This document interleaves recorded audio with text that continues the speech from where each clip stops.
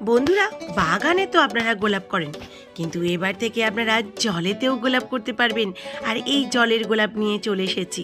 হ্যাঁ বন্ধুরা, জল গোলাপ, আর এর বিজ্ঞানসম্মত নাম স্যাজিটেরিয়া জাপোনিকা। আর এইটা আপনি অনায়াসে একটা থেকে অনেক গাছ বের করে ফেলতে পারবেন। দেখুন বন্ধুরা, গাছটা দেখতে পাতাগুলো ঠিক কলমি শাকের পাতার মতন, কিন্তু কত সুন্দর জলের গোলাপগুলো ফুটে রয়েছে। ও ছোট্ট ছোট্ট টবে লাগাতে পারবেন। এটা কিন্তু আপনাকে 12 মাস ফুল দেবে। হ্যাঁ বন্ধুরা, গোলাপ শুধুমাত্র উইন্টার সিজনে হলেও এই জল গোলাপ কিন্তু আপনি সারা বছর করতে পারবেন।